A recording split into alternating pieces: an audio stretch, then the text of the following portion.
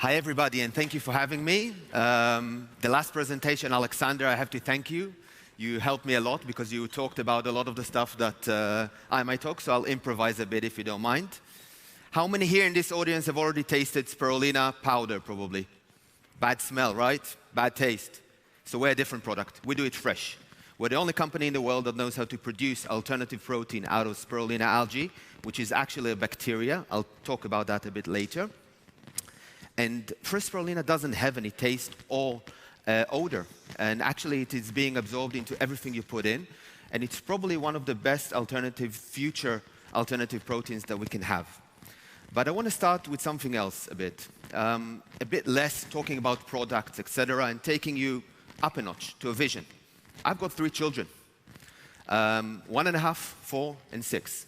Any parents in the audience? Please raise your hand. I'm just checking that you guys are awake. Okay, thanks. So I've got 3 children, and I must tell you, I'm worried, and I'm even more worried now after all the sessions that I've heard here. We need to change the way we look at the world. We need to change the way we look at the planet.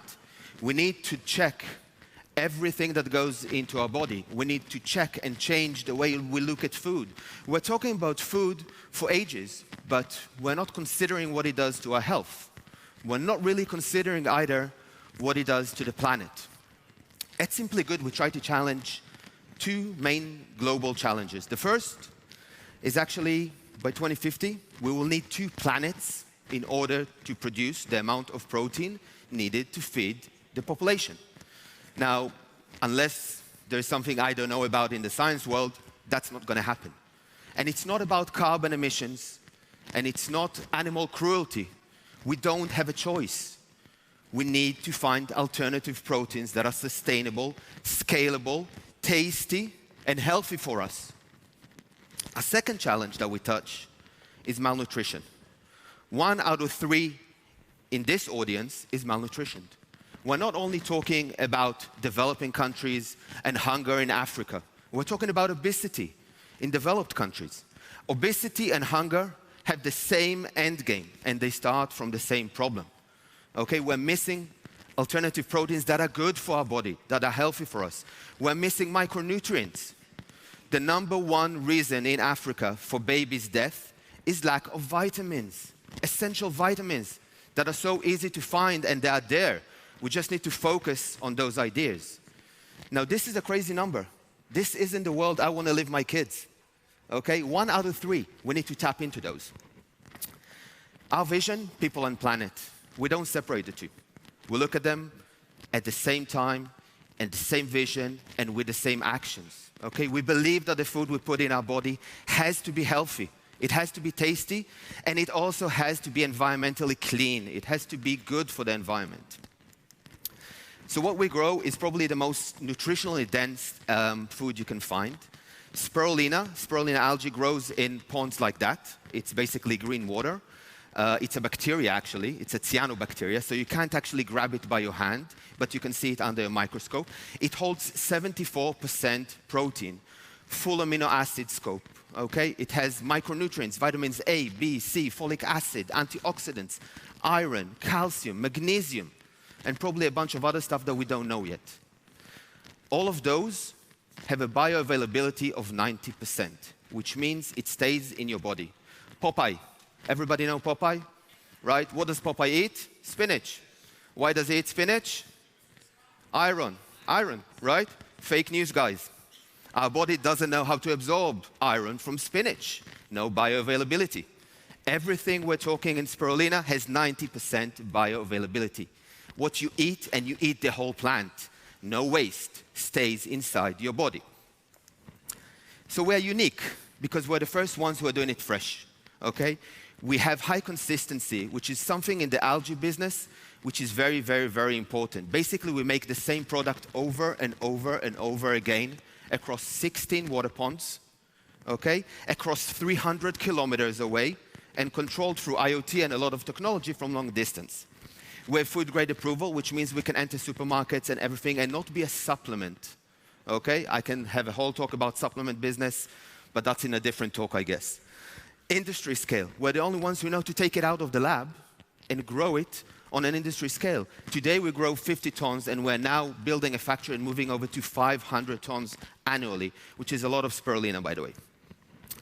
So we're really disrupting the protein industry from a different angle. Because if you look at the protein industry, we're talking about 3 generations of protein. The first generation, meat. We all know meat. Okay? Second generation, plant-based. This is the biggest hype right now. The third generation, and this is what we do, is algae, bacteria, fungi, cultured meat. We're talking about unicellular protein usually, and unicellular algae, which is what we are. On the yield side, for example, we are 14 times more effective per square meter than pea protein. We have more than 70% of protein. We have 98% of the water we use, we actually recycle. We use only 2% to evaporation, okay? And we have no waste. You eat the whole product. Now, those are the things that in the near future, I would want us to look at what we eat and how we choose our food. We need to consider those things because those things have high impact on the environment and on your health. Environmental impact, we actually grow in the desert, which is quite cool. People are talking about desertification. Hi there.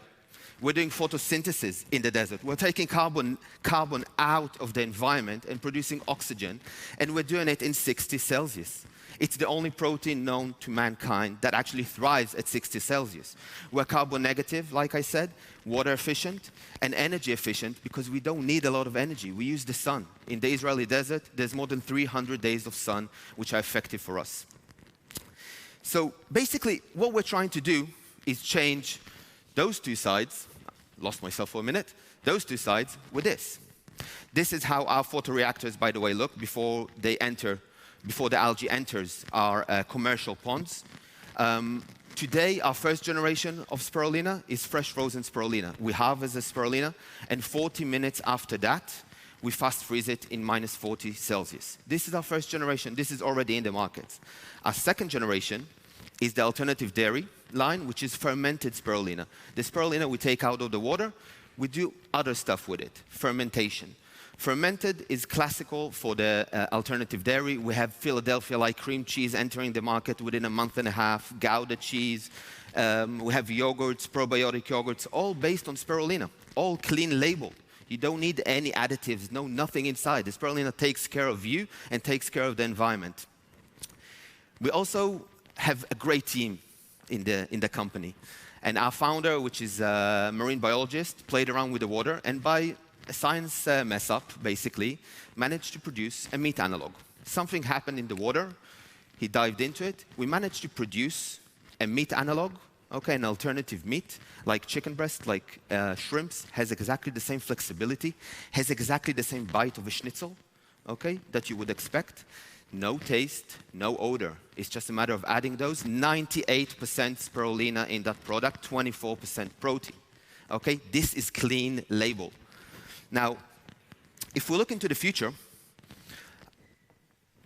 of meat will probably adapt and look very different from what we know now. Today, there's very big hype around everything in the scope, whether it's grown in the lab, whether it's vegan, whether it's good or bad, it doesn't matter. If it's alternative meat, there's a big hype around it.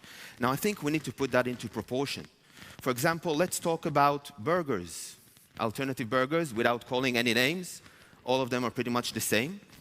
They might be vegan, but this is pretty much where they end. They're ultra-processed food.